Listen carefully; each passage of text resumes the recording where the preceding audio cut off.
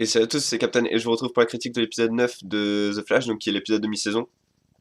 Typiquement en Amérique, l'épisode de mi-saison, c'est le moment où on fout tout ce qu'on peut à la tête des spectateurs pour les encourager à suivre la suite de la saison.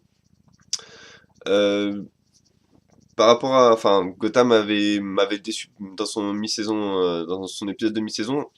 Là, c'est également un peu le cas. Bon, on a enfin l'affrontement entre Flash et Reverse Flash. On a également des interrogations, ça j'y reviendrai plus tard. Mais on n'a pas cette tension, on n'a pas cette énorme révélation qui nous fait dire putain, j'avais pas vu venir ça, vivement l'épisode 10 pour qu'on en apprenne un peu plus. Là, il y a un peu de ça vu que, bon, je vais spoiler tout de suite. On voit qu'à la fin, le professeur Wells a un costume jaune dans sa cachette secrète et qu'il y a apparemment lié mince, l'appareil qui permet d'aller plus vite que la lumière apparemment. Donc, on sait qu'il va devenir à un moment ou un autre Reverse Flash, mais je pense pas que ce soit lui qui ait été Reverse Flash, vu qu'il il s'est fait tabasser par le Reverse Flash. Donc, typiquement, c'est le genre d'interrogation qui vaut, qui vaut le coup pour pour une mi-saison.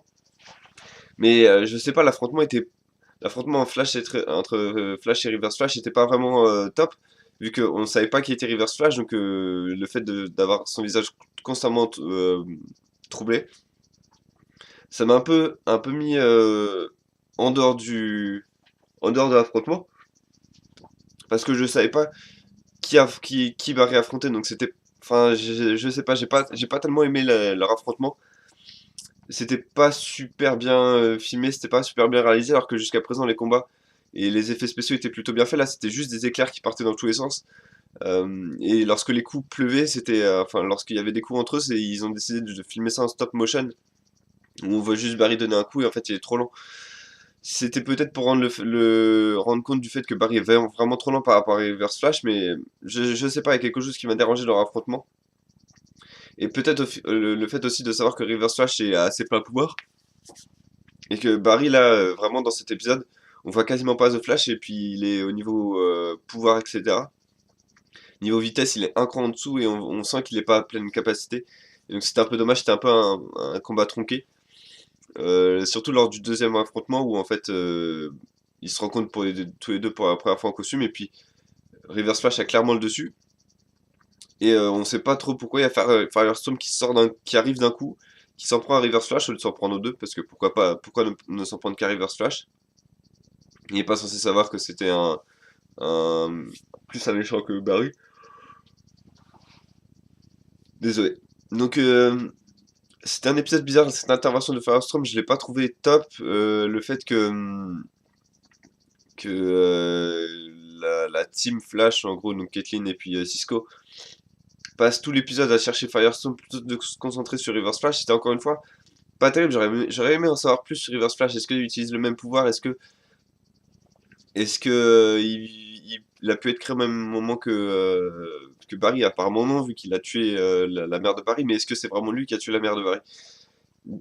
Du coup, la révélation de fin d'épisode montre pas mal de choses. Donc, pour le coup, pour le coup, pour le coup, oui, ça c'est une révélation de mi-saison. Mais je sais pas, l'épisode en entier était vraiment pas assez concentré sur The Flash. Était plus concentré sur Barry Allen.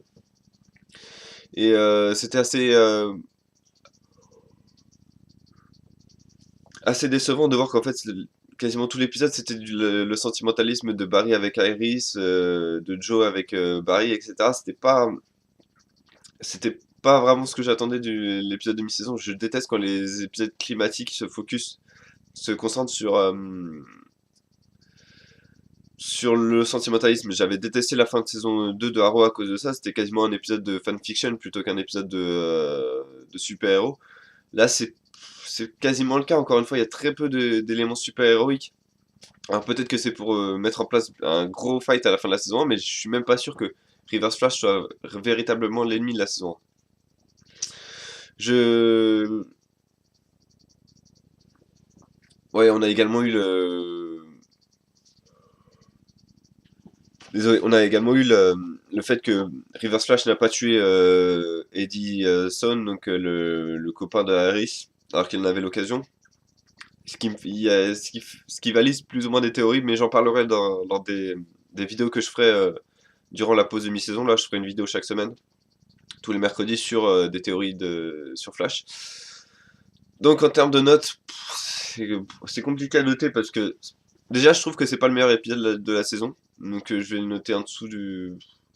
Je vais lui mettre un 7,5 sur 10 parce qu'en termes de mi-saison, c'était encore une fois pas terrible. On a eu la grosse révélation que apparemment Professeur Wells est Reverse Flash, mais c'est c'est pas vraiment un Reverse Flash, c'était. Enfin, c'est pas en tout cas celui qui a attaqué, donc il y a deux Reverse Flash.